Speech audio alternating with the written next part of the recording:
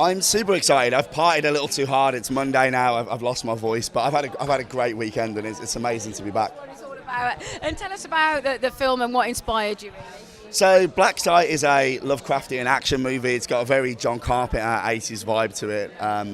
It started life a few years ago as a script called Supernatural Max, and it kind of evolved from there. But the movie's about a government organisation called Artemis, and their job is to find elder gods and deport them back to another dimension. So it's pretty nuts. It's really out there. There's a lot of special effects, but really, really proud of what we've pulled off.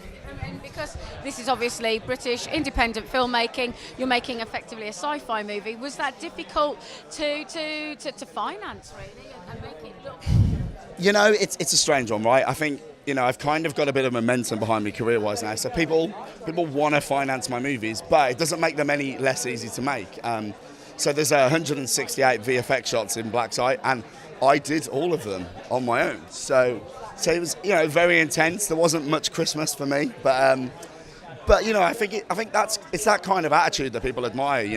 It's like, and I love the challenge of taking a very small kitchen sink drama budget and saying, hey, let's make this big, expansive sci-fi film and see if we can do it. And touch wood, people are going to agree that we actually did. So. And it's obviously very much influenced by the 80s. What made that decade so special with regards to the film? I think 80s cinema has kind of become the rock bed of modern cinema's language. And to be honest, the world's a pretty crappy place right now. I think people are nostalgic for a simpler time, and we all look back at the 80s, and it's where classics like Close Encounters or Evil Dead or, Spielberg's movies come from. So we kind of look at that era, and it makes us feel warm and fuzzy, and it's what we're searching for now. And, I just made Redwood, which was a very dark movie, and I wanted to do something fun and a bit cheesy, and so that 80s tone just kind of married nicely with what we were trying to achieve. And it's great to be here with Frightfest because they're such a receptive audience as well. They don't hold back either, do they? No, they don't hold back. But, I think I love that about them. At the end of the day, when you're making films, it's never going to be for everyone. It's such a rare moment where you get a film that everybody universally loves. So I don't try and make movies for everybody. I try to make them for the audience that I know exists for it. But I'm also very aware that you'll get that backlash as well. But, Frightfest has been just phenomenal towards me. Since they debuted Redwood, my career has taken off, and we just finished my 4th feature film 5 days ago. And I owe a lot of that trajectory and a lot of that speed to Frightfest and what they've done for me. So I'll be eternally grateful. So you're back at Frightfest, I believe. Is this your Yes. the second year? Second year, yeah. Can't have enough of a good thing. Honestly, they just step it up every single year. It's a wonderful community, the horror community, and what a platform, two iconic places, to view films. Cineworld in Leicester Square and PCC, which we've been informed we've sold out this evening. So yes, chuffed to bits. It's really, really good. And obviously for you, it's all about the story. So what was it about the story that Tom had created that you wanted to create? Yeah, I think for me, again, it was different to Redwood, which was the movie we came here last year to screen. This is more of a sci-fi action movie. But what was particularly kind of satisfying or just very humbling for me was that Tom had written this role for me. He messaged me a couple of months after Redwood and just said, look, I've got this role, I've written this role for you, you need to do it. And I was obviously snapped his hand off. So I just really enjoyed Sam Levy. I really enjoyed every element of him, bringing him to life.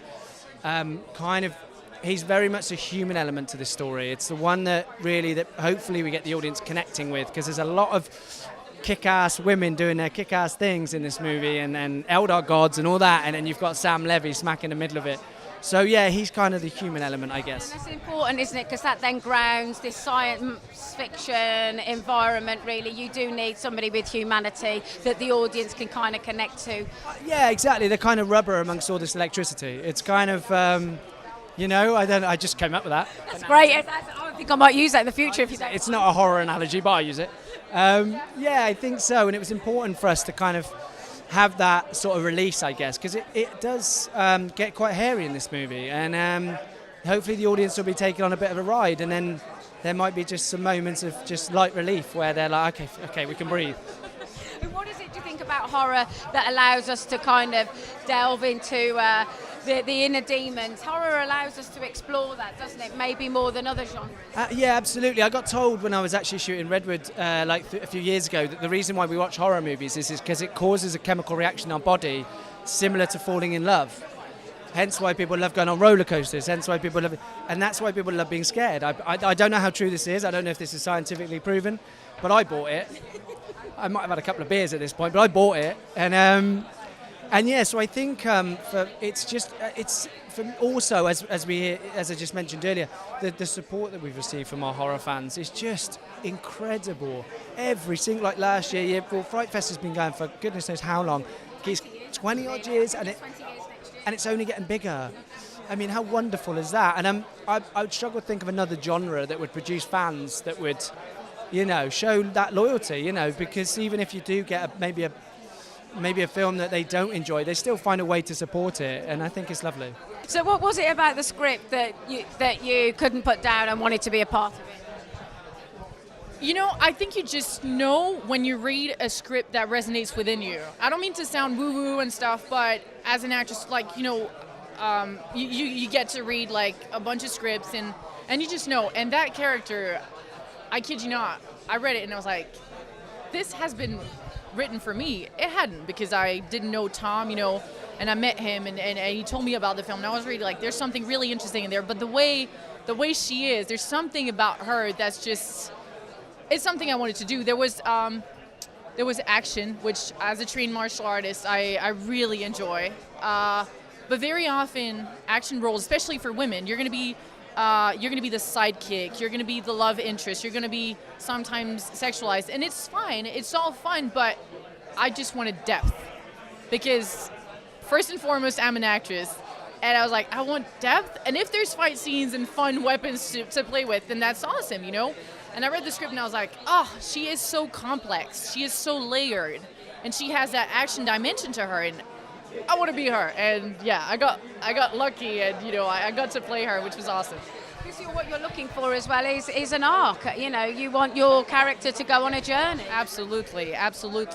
Especially you hit the nail on the head with that, because I think very much, especially in a film, it's about the character's evolution, and what is easy to do over like 3-4 seasons of a TV series is not so easy to do over an hour and a half, right? And you got to give the viewers, an evolution of the character, because otherwise, you start at A, you finish at A, it's like, And everybody in that film has an unexpected evolution, and it's like, oh, right, I didn't see that coming. And as an actress, it was just fantastic to play, And the film is very much influenced by the 1980s. Why do you think that era is so precious to us all? I think a lot of people reminisce about this, and I think now it's a nice kind of vintage yet accessible. It doesn't feel like a period film. You know what I mean? I think you go anything before. I'm gonna throw this out of nowhere, but I think you go before the 70s, and people kind of feel like, oh, that's a period film, because they can't really relate to that. But you see things like Stranger Things and everything, and everybody's like, oh my God, look at that, they have a cassette, they have and it's all like, oh, the food that you used to have at that point, and so I think there's like a very sentimental value to it.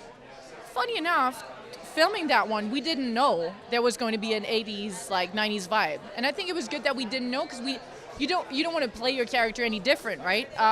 So it was a good surprise. I just watched it, I was like, wait a minute, what is, and I loved it. So I think that was a great artistic choice, Tell us about the script and why you wanted to play it so much. Okay, I've always wanted to work with Tom Paton ever since he started doing his first films a couple of years ago. It never sort of came about.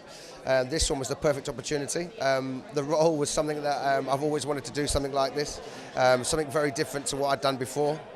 I've usually played kind of gangster roles and that kind of thing. This was basically I'm a god trapped in a dead convict's body.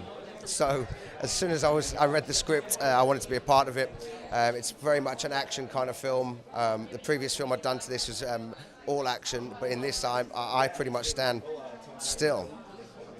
So I won't go into too much detail, but yeah, I'm captured from the very beginning, and it's about them keeping me where I'm supposedly don't want to be.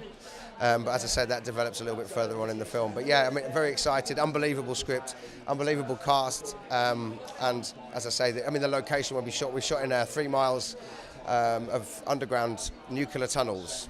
So yeah, I mean, it was in the middle of summer, so it was like 25 degrees outside, but -3 inside. So it was very difficult. I would think it's a great kind of venue though, and location for an actor to kind of really be able to. Absolutely, yeah. I mean, I had a lot of dialogue, and obviously it's quite nerve-wracking going in, whether I'm going to remember it all. But once I'd got into those tunnels and I was in there, it was very much easy to get into character, and I kind of made my own way in and disappeared off into the darkness. And it just sort of, once I was in there, he kind of took over the character that I was, and that was it. Yeah, it was very easy. And you're playing an antagonist. It's often much more fun playing the villain. Absolutely, yeah. I mean, I've played the conventional hero before, but you have to be kind of a little bit vanilla. Playing the villain, especially something like this, I could go anywhere I wanted with it, and I got to really play with this character, and I'm really, really proud of what we've done. Fantastic, and you're here at Frightfest, premiering the film. Great. Absolutely, yeah. I mean, I've always known about Frightfest, so to be here is really exciting. I mean, everything that's going on is amazing, and it's an absolute honour to be a part of it and to be here and to be playing on the big screen. And for it to be sold out, which is huge. So, yeah, absolutely over the moon. Can't wait to meet everybody properly. We've kind of just been rushed into here, to this bit, into the bullpen. But, yeah, I can't wait to sit down and for everybody to see it.